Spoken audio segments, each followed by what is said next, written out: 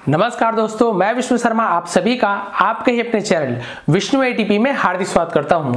और आज हम पढ़ने वाले हैं प्रेजेंट परफेक्ट टेंस। जी हां, जिसका मतलब होता है कि पूर्ण वर्तमान काल, कोई भी काम जो पूरा हो चुका है। जैसे कि इससे पहले हमने पढ़ा था प्रेजेंट कंटिन्यूअस टेंस, यानी कि जो काम चल रहा है। जैसे मान लो कोई खा रहा है, सेब खा रहा है, तो वो बोल रहा है कि मैं सेब खा रहा हूं। कोई घूमने जा रहा है तो बोल रहा है मैं घूमने जा रहा हूं। मतलब वो काम पूरा नहीं हुआ है, वो सेब अभी खा ही रहा है, पूरा नहीं हुआ है। वो घूम ही रहा है, अभी घूम के घर नहीं आया है, तो वो कंटिन्यूअस था। लेकिन आज जो हम पढ़ने वाले हैं वो है प्रेजेंट परफेक्ट टेंस, यानी कि परफेक्ट, यानी काम हो चुका है। मैं सेब खा चुका हूं, हम घूम के आ चुके हैं, मैंने ये काम कर लिया है, मैंने होमवर्क कर लिया है।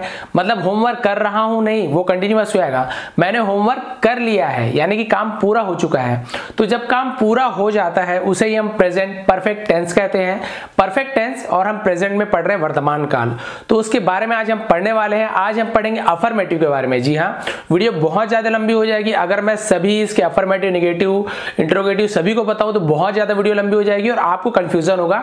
तो अब मैं डेली आप रेगुलर वीडियो अपलोड करने वाला हूं।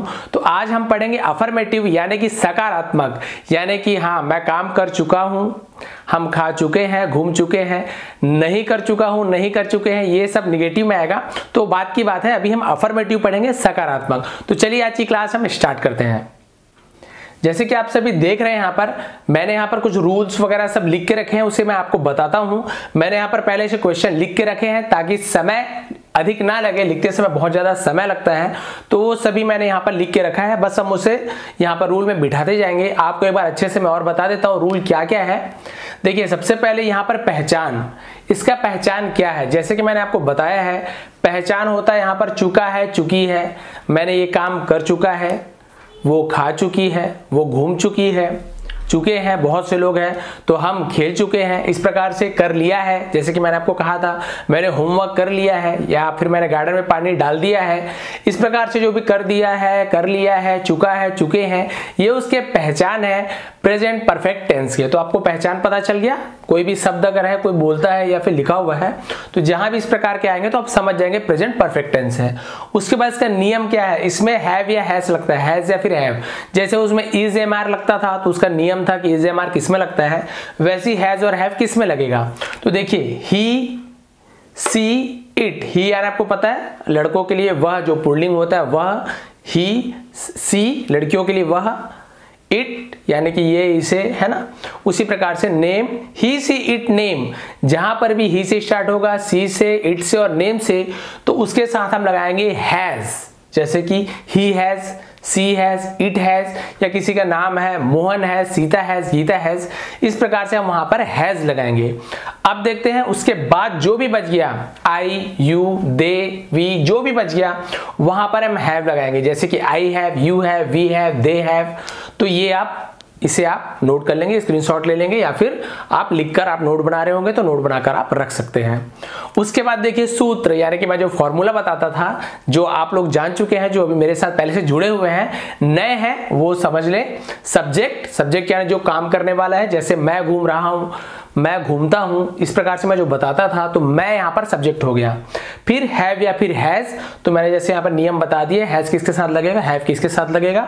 उसके बाद वर्ब का थर्ड फॉर्म। अब ये यहां पर नया चीज है। जी हां, जो पुराने भी मेरे साथ जुड़े हुए हैं वो भी समझ जाएं। वर्ब यानी कि क्रिया, काम, खाना, पीना, घूमना, इसके 3 फॉर्म होते हैं। जी हां, सभी के 3 फॉर्म इंग्लिश में होते हैं। हिंदी में तो जाना है तो जाना, जाना, जाना, इस प्रकार से हो जाता है। तो फिर लेकिन यहां पर 3 फॉर्म होते हैं उसके। जैसे कि रीड का, रीड, रीड, रीड। जी हाँ, रीड का वही होता है। लेकिन यदि हम गो का देखते हैं तो गो का होता है फर्स्ट फॉर्म गो, सेकेंड फॉर्म होता है वेंट, और थर्ड फॉर्म होता है गॉन, गो, वेंट, गॉन। जी हाँ, इसी प्रकार से। और जो हम लेंगे ईट का, तो जो फर्स्ट फॉर्म होता है ईट, ईएटी, ईट, और जो सेकेंड फॉर्म होता है वो होता है एट, एटीई, एट, और जो थर्ड फॉर्म होता है वो होता है इटन। जी हाँ, eat, ate, eaten, go, went, gone, read, read, read. इसी प्रकार से लर्न का होता है लर्न, सेकंड फॉर्म होता है लर्न्स, और सेकंड जो थर्ड फॉर्म होता है वो भी लर्न ही होता है। कई लोग लर्न भी लिखते हैं, ईडी भी जोड़ते हैं लास्ट में। सभी का अलग अलग रूल है। यहाँ पर लर्न ही सेकंड और थर्ड भी यहाँ पर होगा। इसी प्रकार से और भी हम ले सकते हैं। जैसे कि डू का, डू यानी होता है करना, तो उसका भी 3 फॉर्म होते हैं। डू फर्स्ट फॉर्म हो गया, डिड सेकंड और डन थर्ड फॉर्म हो गया। तो हमें यहाँ पर सभी का थर्ड फॉर्म को लेना है, ये चीज आपको ध्यान में रखना है, नहीं तो आपका जो ट्रांसलेट करेंगे वो गलत हो जाएगा। तो यहाँ पर हमेशा थर्ड फॉर्म को लेना है। यदि रीड है, पढ़ने वाला कोई चीज आ रहा है, तो वहां पर लास्ट फॉर्म क्या होगा, रीड रीड रीड, तो यहाँ पर तो वही होता है, तो लास्ट में रीड ही आएगा। लेकिन यदि जाने वाला हो रहा है, वो जा चुका है, तो यहाँ पर गो नहीं लिखेंगे, वेंट नहीं लिखेंगे, यहाँ पर गॉन लिखेंगे थर्ड फॉर्म। मैं आपको स्क्रीनशॉट दे दूंगा लास्ट में, बहुत से जो मेन जो शब्द हैं, मुख्य जो क्रियाएं हैं, उसके मैं तीनों फॉर्म आपको लास्ट में स्क्रीनशॉट वहां पर आपको दे दूंगा बनाकर। आप उसे सेव कर लेंगे, नोट कर लेंगे, ताकि आपको परेशानी ना हो। और ज्यादा समझ ना आए तो आप गूगल में भी सर्च कर सकते हैं। यदि कोई नया शब्द है जो मैं नहीं दिया हूं, तो आप गूगल में सर्च कर लेंगे कि इसका थर्ड फॉर्म क्या होगा, वर्ब का थर्ड फॉर्म क्या होगा, गो का थर्ड फॉर्म क्या होगा, तो आपको आसानी से गूगल में मिल जाएगा। तो चलिए फिर आप देखते हैं कैसे बनाएंगे हम। तो ये सभी कंप्लीट हो गया, वर्ब का थर्ड फॉर्म मैंने जैसे बताया था।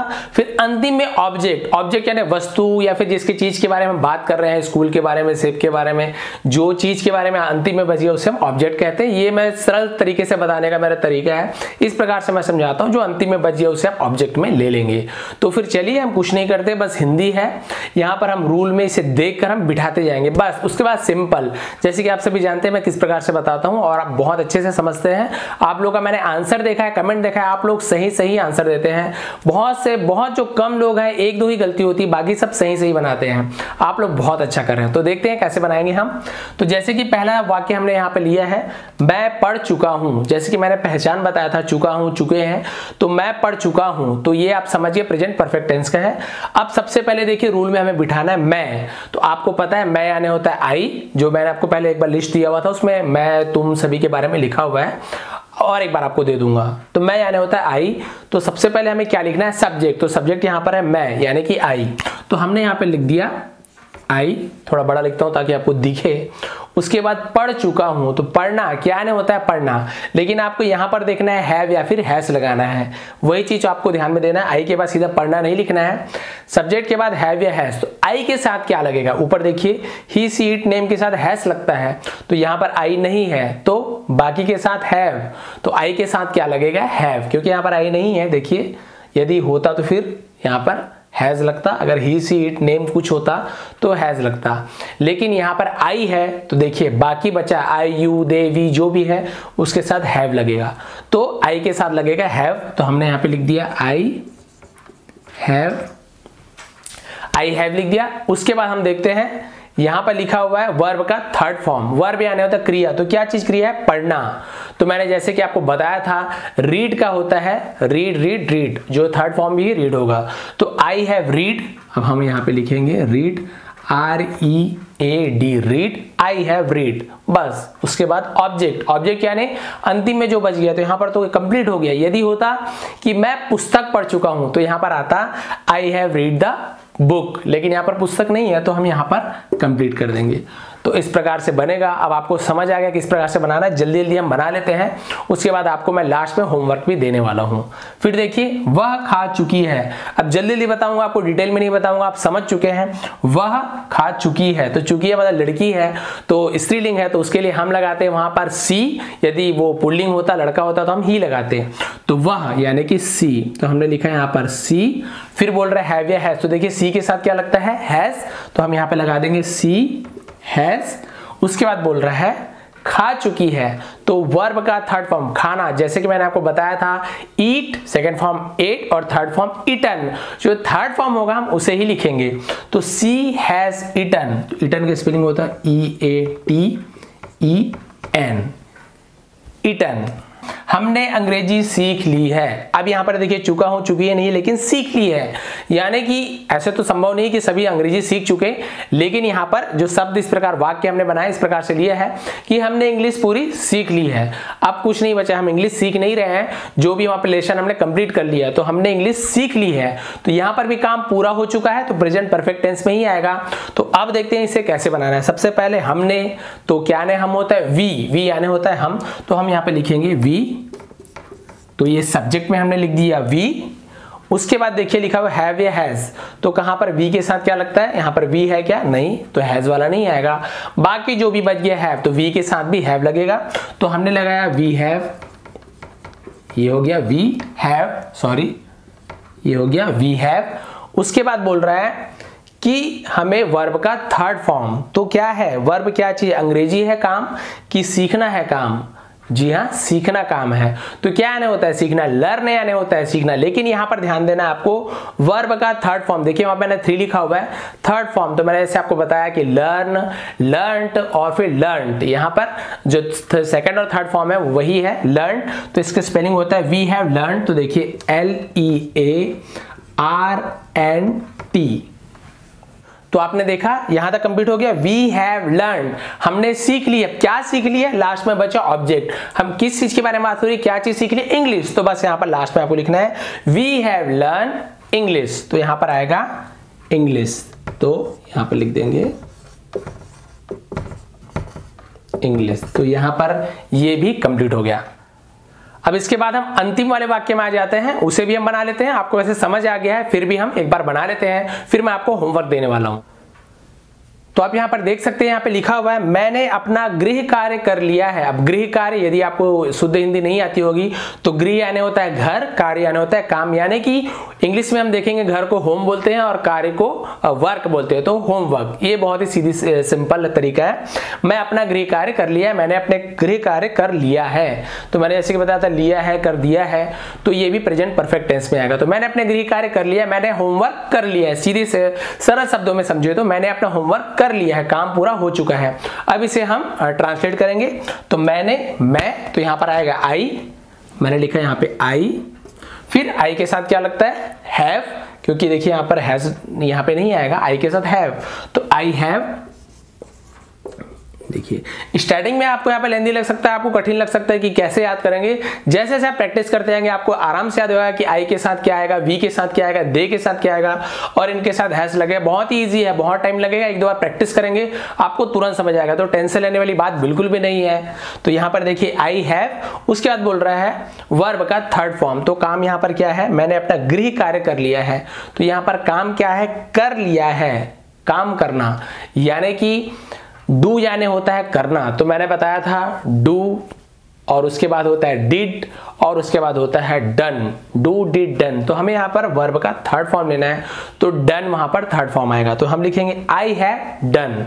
देखिए जैसे कि नियम में हम चल रहे हैं, सब्जेक्ट में आई, हैव या हैज लिखा तो हैव, वर्ब का थर्ड फॉर्म तो करना, तो डू यानी होता है करना, तो उसका थर्ड फॉर्म डन। तो I have done, DONE, done. Spelling आपको याद हो जाएगा, आप हमेशा प्रैक्टिस करते रहेंगे तो आपको सबका स्पेलिंग याद होगा, टेंशन लेने वाली बात नहीं है। अब ये हो गया आई हैव डन, मैंने कर लिया है, यहां तक कंप्लीट हो गया। लेकिन बचा क्या है? गृह कार्य, होमवर्क। तो वो हो जाएगा ऑब्जेक्ट, यानी कि अंतिम में क्या बच गया? मैंने क्या कर लिया है? अपना होमवर्क कर लिया। तो बस यहाँ पे आपको लिखना है आई हैव डन अपना होमवर्क, अपना गृह कार्य। अपना तो माय, मेरा, अपना, तो यहां पर माई आएगा। तो आई हैव डन, फिर लिखेंगे अपना का हो गया माई, और गृह कार्य जैसे कि मैंने आपको बताया था होमवर्क, तो यहां पे आप लिखेंगे HOME होम और WORK work. I have done my homework. तो इस वीडियो के लास्ट में आपको होमवर्क यहाँ पर मिल जाएगा साइड में, आप उसे लिखकर कमेंट करेंगे ताकि मैं चेक कर सकूं कि आपको अच्छे से समझ आया है कि नहीं। किसी भी प्रकार की परेशानी हो तो आप मुझे कमेंट कर लेंगे, क्योंकि मैं आपके लिए हूं। आपको कोई भी परेशानी होती है आप वहां पर मुझे कमेंट करेंगे। इंस्टाग्राम में आप मुझे फॉलो कर सकते हैं, वहां पर भी मैं आपकी हेल्प करूंगा। और यदि आप मेरे चैनल पर नए हैं तो आप जो सब्सक्राइब का बटन है उसे दबाएं, बगल में जो बेल आइकन है उसे भी क्लिक करें, ताकि जब भी मैं वीडियो नया अपलोड करूं तो सबसे पहले आपको मिले। क्योंकि मैं इसी तरह के इंग्लिश, हिंदी, व्याकरण संबंधी वीडियो बनाते रहता हूं, बच्चों के लिए, बड़ों के लिए, सभी के लिए। ये एक कंप्लीट एजुकेशनल चैनल, इस प्रकार की जानकारी आपको हमेशा मिलते ही रहेंगे। तो आप मेरे चैनल पे बने रहे। आप सभी का बहुत बहुत धन्यवाद।